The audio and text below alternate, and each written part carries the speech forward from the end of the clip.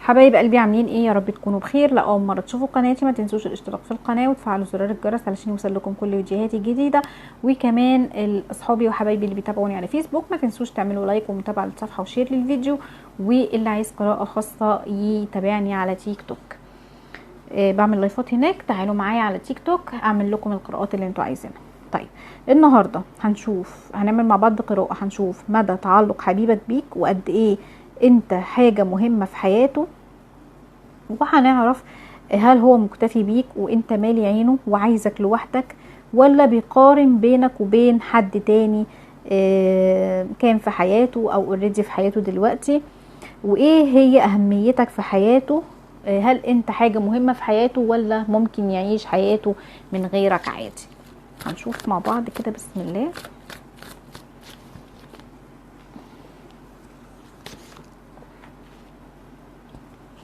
يا سلام.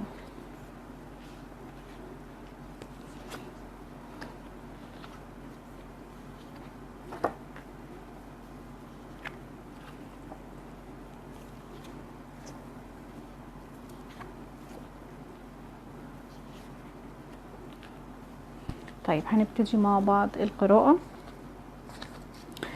بداية كده شايفة ان حبيبك دوت او الشخص اللي احنا فاتحين عليه القراءة ده، شايفة ان في شخص قريب منه بيحبه جدا وخايف عليه وخايف على مصلحته. شايفاه ان هو بينصحه او بيحذره من اخطاء هو بيعملها في حياته او طريقة حياته غلط، يعني بيحاول ان هو يلفت نظره او يوضح له او يفهمه ان في حاجات كتير جدا في حياته هو بيعملها غلط. الشخص ده قريب منه، ممكن يكون باباه، ممكن يكون يعني صديقه، ممكن يكون جده، يكون حد ليه اهمية في حياته وهو كمان بيحبه. بس مشكلة الشخص حبيبك دوت ان هو مش بيحب حد ينصحه ولا بيحب يفتح قلبه. يعني هو غامض قوي، غامض، ما بيحبش يتكلم مع حد، دايما قافل على كل اللي جواه، ولا بيحب يفتح قلبه لحد ولا يتكلم مع حد ولا يقول اسراره لحد ولا بيحب ياخد نصيحة من حد. شايفة ان العلاقة ما بينكم بقت فيها ملل وزهق. انت عملت كل حاجة علشان العلاقة دي، لكن العلاقة دي واقفة محلك سر، لا بتخلص ولا حاجة جديدة بتحصل فيها ولا فيها اي تطور ولا بيحصل فيها اي جديد. بقالكوا كتير وبقالكوا فترة كبيرة على الوضع ده وعلى الحال ده، زي ما تكونوا بتلفوا في دايرة مقفولة، بترجعوا تاني لنقطة الصفر تاني، محلك سر ولا كأنكم بتعملوا حاجة. فطبعا ده مضايقك ومضايقه، مش مضايقك انت لوحدك، لا مضايقه هو كمان.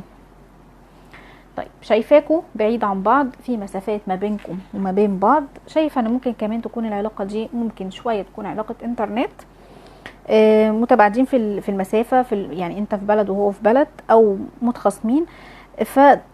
فده مأثر على المواجهات وجها لوجه، يعني بقالكوا فتره مش قادرين ان انتوا تقعدوا مع بعض وجها لوجه وتتكلموا مع بعض وجها لوجه. فشايفه ان في ازمه في التواصل ما بينك وما بينه. شايفاه ان هو مدي لك ظهره،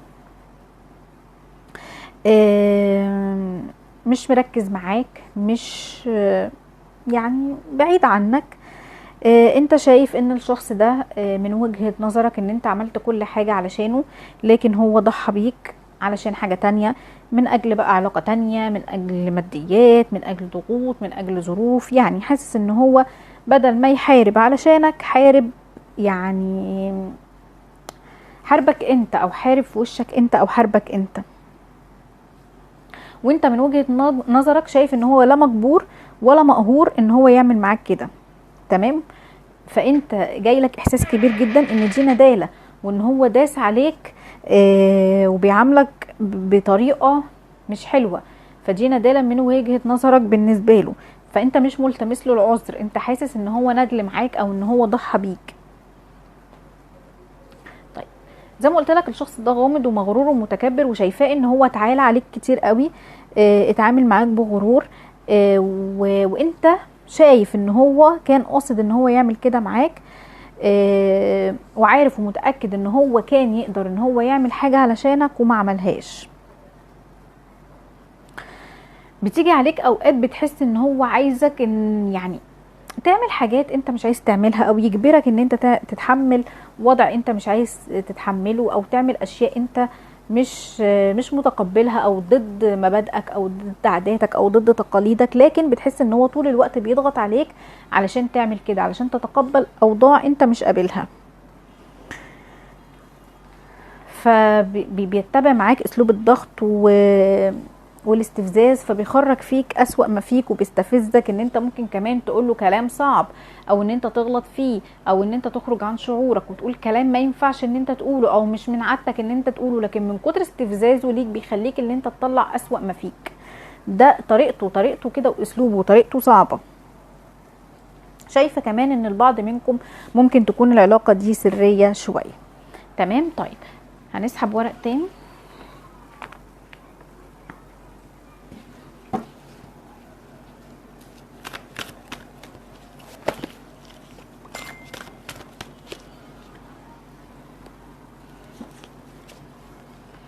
هنشوف بقى هو مكتفي بيك ولا بيفكر في حد تاني او عايز حد تاني.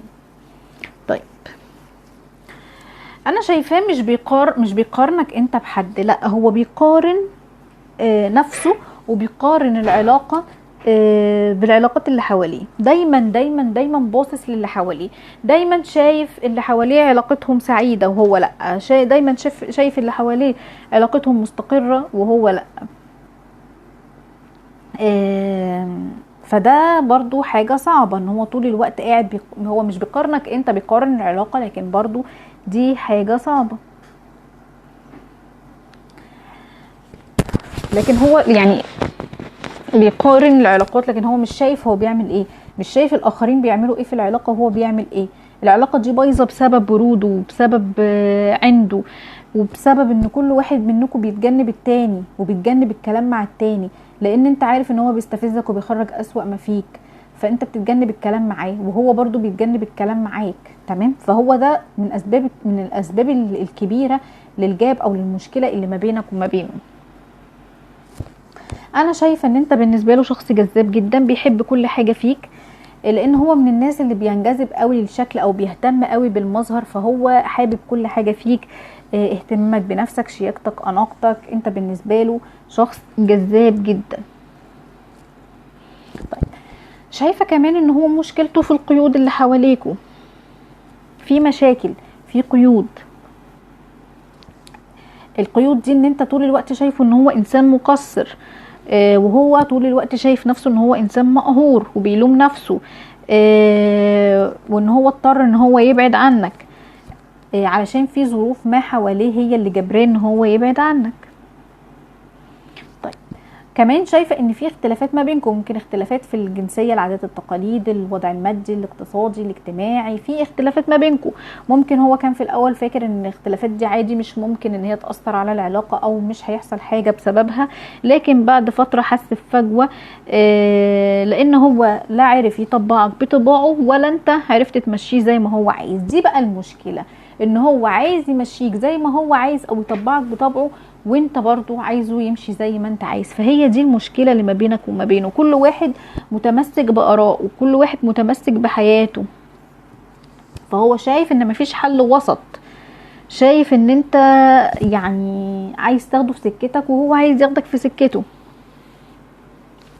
انت كمان من النوع اللي بتحب تلوم، تعاتب، تتكلم كتير، يعني بتحب تألف في اللي فات، بتحب تشتكي كتير، فهو بيحس بالملل من كده، وما بيحبش اللوم والعتاب والكلام الكتير، بيكره المناقشات، بيكره اللت والعجن، ما بيحبش الكلام، مش بيحب الشكوى، مش بيحب اللوم والعتاب. وانت مشكلتك اللي انت بتحب اللوم والعتاب، وهو بيهرب من النقطة دي. فانا شايفه لو انت اديت له مساحه من الحريه وبطلت اللي انت تركز في كل حاجه، العلاقه دي هتمشي كويس. تمام. لان انا شايفه ان هو مش بيقارن ما بينك وما بين حد، هو بيقارن العلاقه ككل. تمام. والنقط المشاكل اللي ما بينك وما بينه ظهرت، ان هو ما بيحبش اللوم والعتاب، وانت عايز تلوم وعايز تعاتب. تمام. لان انا شايفه كده ان العلاقه دي ماشيه في طريق مسدود، العلاقه دي لا بتسعدك ولا بتسعده، انتوا الاتنين تعبانين، انتوا الاتنين موجوعين، انتوا الاتنين في الم، في وجع. العلاقه شايفاها ان هي حظها سيء جدا. انا شايفاه ان هو بيحبك وعايزك ومتمسك بيك جدا، مهما كان تعبان معاك ومهما كان الوضع هو مش عايز غيرك، مهما كانت المشاكل، لان انت ليك دور مهم جدا في حياته وهو مش بيقدر ان هو يستغنى عنك ولا يبعد عنك. بس مشكلتكم ان كل واحد عايز يمشي التاني في، يعني يمشي العلاقة في اتجاهه هو او يمشي الطرف التاني زي ما هو عايز. يعني علاقة مشروطة، فلو العلاقة مشروطة دي دايما بتفشل، دايما بتبوظ، لان هو مش هيقدر ان هو يتحمل ان هو يمشي زي ما انت عايز ولا انت. انا شايفاه ان هو بيحبك ومش عايز غيرك. طيب، بيحس بفراغ كبير جدا وانت بعيد عنه، بيحس ان هو مش سعيد، لكن زي ما قلت لك هو عايز يمشيك زي ما انت عايز، وانت زي ما هو عايز، وانت شخصيتك مش كده. كمان شايفة ان الشخص ده يعني بيحب يلف ويدور شوية، فانت لازم تتعلم اللي انت ازاي تتعامل معاه. كمان شايفة انه هو دايما طول الوقت ضامنك وضامن حبك، وعارف ان انت مش هتسيبه، وعارف ان مهما حصل انت هتيجي على نفسك. ممكن هو ما يمشيش زي ما انت عايز، او يعني ما تأثرش عليه زي ما انت عايز، لكن عارف ان انت ممكن هتتنازل وهتعمله اللي هو عايزه لان انت بتحبه، وان هو عارف نقطة ضعفك وبيضغط عليك بيها بصورة كبيرة جدا. هو شخص يعني طبعه صعب، شخص صعب الطباع، لكن بيحبك. مشكلته ان هو عايز يرجع لك وبيحبك، لكن عايزك ترجع تحت سيطرته وما تتمردش عليه وتقبله زي ما هو عايز. فدي المشكلة، دي المشكلة يا جماعة، لان انت زي ما قلت لك شخصيتك مش كده. فشايفة ان انت ممكن تكون ابتديت ان انت تستقوى عليه او ان انت تشوف حالك شوية، لان هو شخص مسيطر جدا جدا جدا. فشايفة ان الشخص ده عايز ذكاء شوية في المعاملة، عايزك تتعامل معاه بذكاء وبحكمة. هو عايزك ورغبته فيك ما انتهتش، لكن طول الوقت عايزك ان انت تكون تحت طوعه وتحت سيطرته وتمشي زي ما هو عايز. فانت لو عايز تكسبه، نصيحة يعني مهمة، لو انت عايز تكسبه خليه غامض، ما تعرفوش حاجة عنك، ما تبقاش كتاب مفتوح، وكبر دماغك، ما تقفش على كل التفاصيل، وبلاش موضوع العتاب واللوم ده لان هو بيضايقه. ولو هو خبيث خليك انت قلقان منه واعرف ازاي يتعامل معاه. ممكن يعني بسهولة تحسسه ان انت بتعمل اللي هو عايزه، لكن اللي هو عايزه ده ممكن تكون انت اللي عايزه. تمام، انتوا اكيد فاهميني. يعني ما عايزة افهمها لكم، هو مشكلته الحقيقية الاولى والاخيرة في كل القصة دي ان هو عايز يمشيك زي ما هو عايز، ان هو عايزك تكون تحت طوعه وتحت سيطرته. انت ممكن تحسسه ان انت بتعمله اللي هو عايزه، لكن انت بتعمل اللي انت عايزه. تمام، فحاول ان انت تتعلم تتعامل معاه، لان انا شايفة ان هو بيحبك وان هو عايزك، لكن المشكلة بس في نقطة السيطرة دي. فلو قدرت ان انت تتعامل على الوضع ده فاوكي، مش هيكون في مشكلة ان شاء الله. تمام. طيب حبايبي، اتمنى يا رب تكون قراءتي النهارده عجبتكم. يا ريت لو الفيديو عجبكم ما تنسونيش في لايك وشير وكومنت حلو، وباي باي.